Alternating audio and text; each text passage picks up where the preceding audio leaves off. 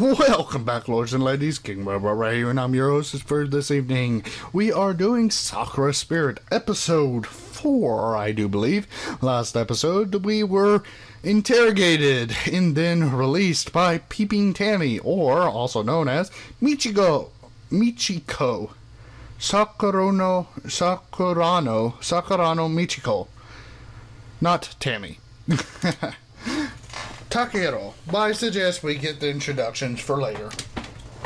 Very well then, Taka-kan, follow. As I stepped out of the cell, the sound of a familiar voice boomed in the distance. Thieves! Crafty fox kleptomaniacs! I'll skin you alive! I think that's our cue to get out of here. And with that, the three of us darted out of the prison.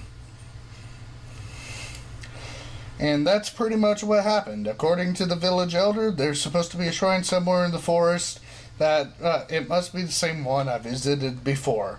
I got caught up in this mess. Goodness. That sounds like a terrible situation. I know that spirits such as Sugiri enjoy playing with people, but this seems a little cruel of her. I would speak with her myself, but fox spirits are not allowed near the shrine.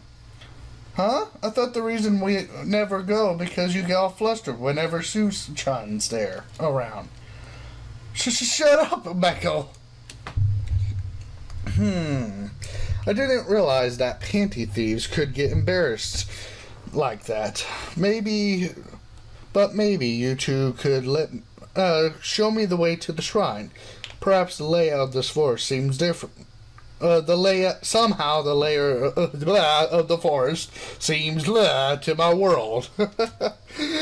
I'm sorry, guys. I've been doing this back to back, honestly, even though these episodes are going to be posted later.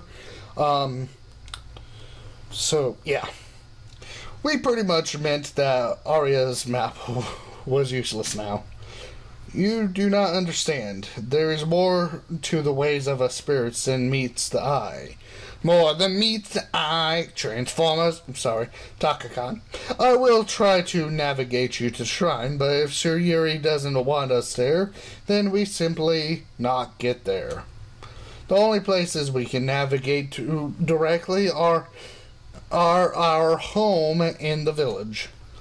We could use gate magic, but it takes super long time to cast, and unless I concentrate really hard, it usually ends up taking us someplace not fun.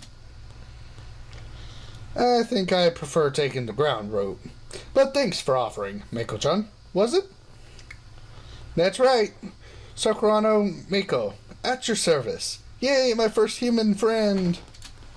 Silly girl. Not that I doubt your navigational skills or anything, but didn't we cross this path a while ago? Oh, you're right. Why, are we back here, Oni-sama?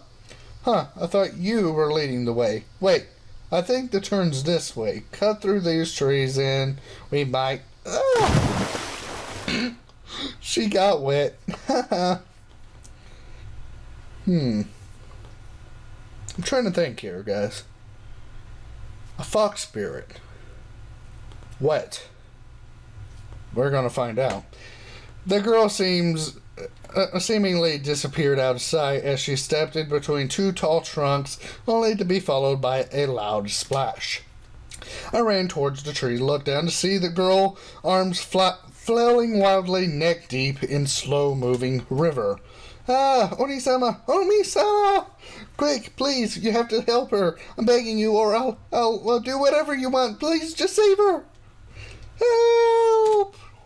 It doesn't look that deep, you know. Don't tell me your sister can't. She can't swim. Neither of us can. Please, Takahiro-sama, please rescue my sister. I guess I don't have a choice.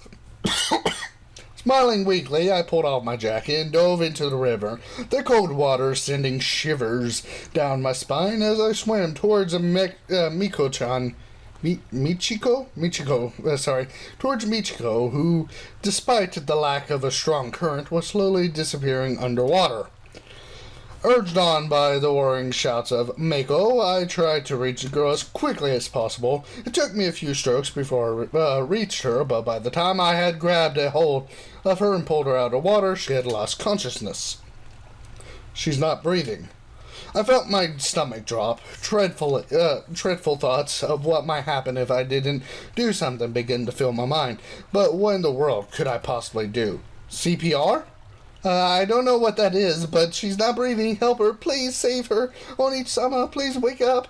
Okay, but I need to concentrate. Can you find something to dry her off with? Right. Great. A mage without a revive spell. As if trying to still my nerves for what I was about to do, I muttered the words, just leaning in. All I could remember about my first aid training was the patient had to be in so-called recovery position, and that I had to blow air into their mouth and push down on their chest. My heart pounded faster and faster. As I looked down at the fox girl, I could feel my cheeks heating up out of a blush spread across my face. Clumsily, I put her into what I hoped was the right position, and slowly lowered myself towards her face, and my lips parted. Ooh, sorry. Oh, hello. If you were this desperate for a kiss, you could have asked. I know I'm beautiful, exquisite creature, but pushing me into a river so you could play hero is a bit too much, Taka-kan. Oh, she's such a sly fox, isn't she? It's not like that. I went to save you. Oh, why, thank you, oh valiant hero, for your rescue. I must admit, I'm not the greatest swimmer. But, you know, it's often better to get permission from the maiden you've rescued before you claim your reward, silly. I didn't have a choice. Either claim your lips or death would claim you instead. A bold choice, that was. Where's Mako? I hope she didn't try to save me first. She's even worse at swimming than I am. Perfect. She's fine. She should be heading back right now. In that case, I believe we have enough time. So, how about it, Taka-kan? My little sister will be returning in a few minutes, and I'm sure a boy like you have never kissed a girl before. So how about it? Want to claim this maiden's lips? Oh, man, she's so sly, guys. So, do hashtag 1UP if you want to claim that maiden's lips. Don't make me toss you back in the river. Ah, such a shame, too. I was looking forward to finding out just how sweet your lips tasted. I'm not sure I want to find out how wet fox tastes like. Oh, I assure you, I taste a lot better when I'm wet. Oh, my lord. For some reason, I don't think we're talking about the same thing anymore, nor do I. Wow. I felt my cheeks flushing up slightly as Michiko's teasing words, and I awkwardly scratched my cheek. Anyways, at this rate, you're going to catch a cold. Then perhaps you could warm me up, Taka-kan. More importantly, we need to get you out of those soggy clothes. Oh my, Taka-kan, so bold. Please, why won't you unbutton my top for me? If you insist. My fingers shook as I reached down the laces of her bodice, and I was blushing brightly, and my head was spinning as if I felt my cloth, my fingers touched the cloth. Before I could continue any further, I heard a whoosh behind me, and felt something heavily impact against my body. My body toppled forward, and I felt a nasty blow on the back of my head. Oni-sama, I brought the... Oh no, Takeru! I could barely focus on the blonde girl begin to fuss over me, but it was no good. Between running my butt off all day, the tsundere tyrant, the following rescue, and now the blow to the head, I felt myself slip into unconsciousness. Later that day. Whew. Good breather points, too. Hours may have passed by the time I finally regained consciousness. The first thing I noticed was something soft resting against me. For a moment, I wondered what it could be. Little did I know that whatever it was, I would soon be very much awake. Oh, baby. Hello, baby. Chico. My voice caught in my throat, easily betrayed by my surprise at seeing the fox spirit resting beside me. Of course, I didn't help that she was stark naked. My gaze drifted along her features. I hadn't really put a lot of thought into it until now, but she was really beautiful. Yes, she is. Now's my chance. Oh, my lord. I've been really curious about something for a while now and decided to finally get my answer. I carefully lifted my head towards... Oh, yeah. Never mind. My hand towards her her head, and my fingertips lightly caressed along the single furry ear. To my surprise, the fur felt real, confirming my theory. So, she's a real fox spirit. As I looked over the peacefully sleeping girl, it was difficult to imagine someone like her being a panty-stealing troublemaker. Up close, she looked incredibly cute and naked at that, no less. The fact that she was lying right beside me caused my cheeks to flare up, beet red in an instant. No, not again. Is she dreaming? Amused by this, I reached a hand to poke her cheek gently, but the sound of footsteps made me reconsider. Ah, Takehiro, you're awake. Shh! Don't wake Oni-sama. She's a light sleeper, and she's been super tired lately. Sure, but Meko-chan, mind explaining why your sister's sleeping next to me without clothes on? You two look super cute, all cuddled up together earlier.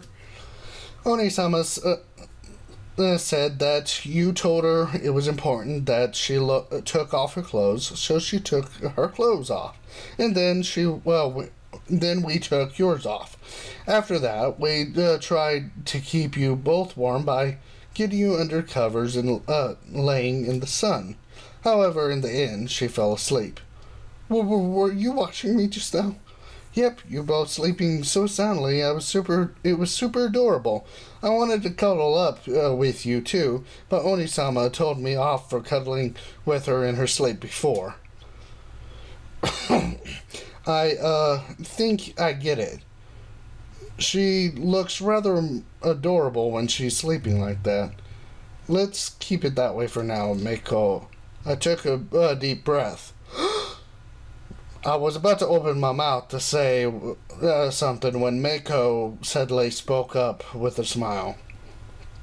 We brought you home to our mansion. We brought you to our spare room because it was the best light during the day. I was only watching you for a bit, then I got bored, so I went to make some soup.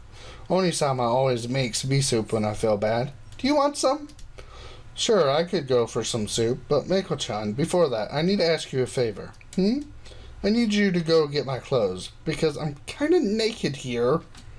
I lifted my blanket enough to allow a shameful glance at the cause of my current predicament.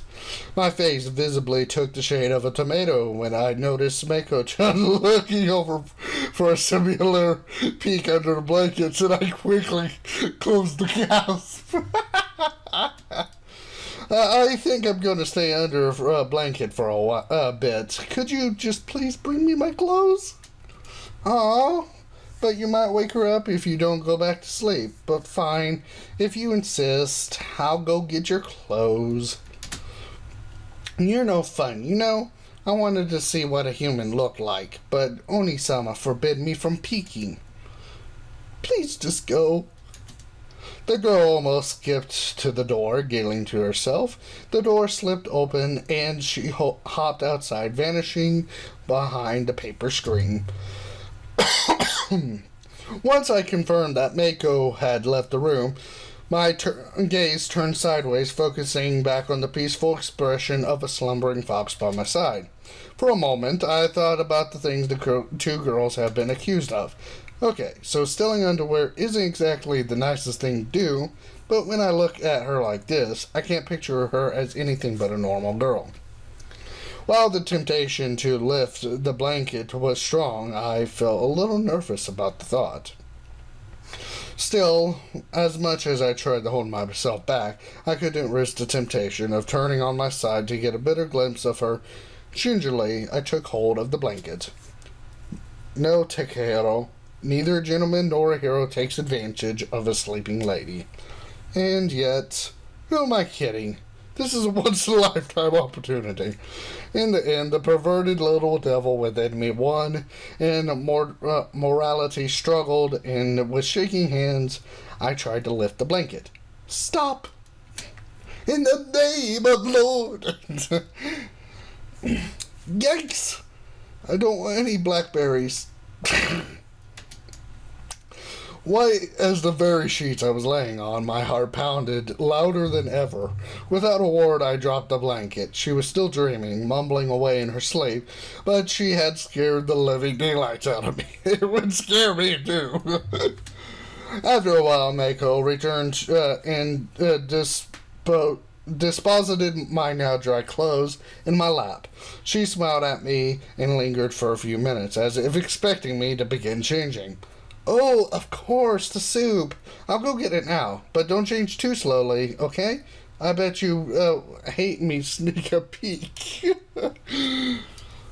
Don't you guys spend as much time changing? Oh, don't think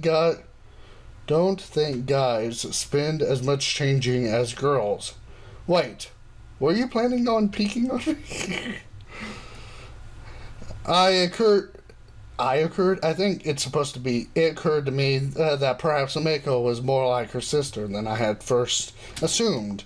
It sure sounds like you know what you're talking about, Takehiro. And, well, I might have been thinking about it. I'm kind of curious about the difference between us foxes and humans. Like, it was amazing how easily you carried Sis out of water. Is it because you're human? Actually, I think it's probably because I'm a guy. We tend to be stronger than girls, not to mention I practice judo almost every day. It would probably be embarrassing if I couldn't carry a girl. Judo? Judo. It's a sport of sorts, although it's also used for self-defense and bloody noses. Is that why you saved her? Because of this judo? Well, that's not really it. Ultimately, saving a damsel in distress hinges on a man's pride. Oh, can I see it? Your pride? Oh my God. Just what exactly are you looking for, little sister? Well, they woke up Ichiko. Oni-sama, I wasn't. You're wrong. The soup's still cooking. I need to tend to it. The younger sister scrambled to her feet and dashed out of the room at full speed, her tail comically hanging between her legs as she did. I turned to Michiko with a faint blush on my face, averting my eyes so she could pull the sheets back around herself. I see you're finally awake, Michiko-san. With you two making such a fuss about judo and soup, how could I possibly hope to get any sleep? I am glad to see you are well, Taka-kan. Forgive me for taking such measures, but I feared I wasn't getting warm fast enough, and I did what I thought was necessary. At least it was more enjoyable sleep than you would have had in the cell. I doubt the tsundere tyrant, was it? I doubt she would have given you the same service.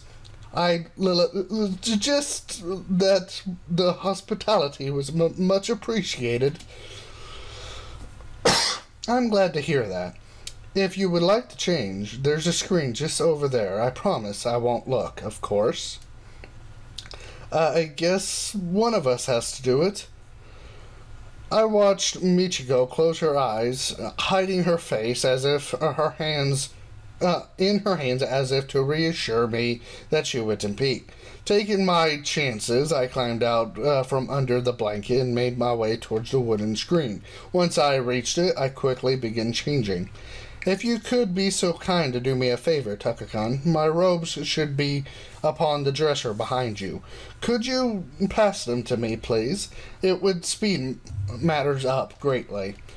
Sure, give me a second. After looking round for a moment, I found robes neatly folded on the dresser. My heart skipped a beat as I took a hold of them before turning towards the screen and to hand them over. Say, Machiko-san, how come you two walk around stealing people's underwear? I mean, you don't look like you're bad people to me. Well, it's complicated. Meiko was researching a spell she had wanted to perform, one that would allow us easier access to certain things we needed, and one of the ingredients was maiden silk. The only silk I could think of, well, you already know the answer. By maiden silk you mean, I guess I understand why you would think that, but isn't maiden silk another term for a wedding sash? It is in my world, at least. As I said this, the girl appeared from the other side of the screen. I never realized. What's that, Oni-sama? A maiden silk. It's a wedding sash. All of our work was for naught. Oh, well, at least a wedding sash would be easier to get. I just have to get married. I just have to marry Takaka. What? Oh, boy, guys. Oh, wow, this is a really long episode. I got carried away there, guys. So, if you guys enjoyed this episode, please leave a big fat like. If you haven't subscribed, come on and get subscribed. I apologize for it to be so long of an episode. So, bye-bye now, and enjoy!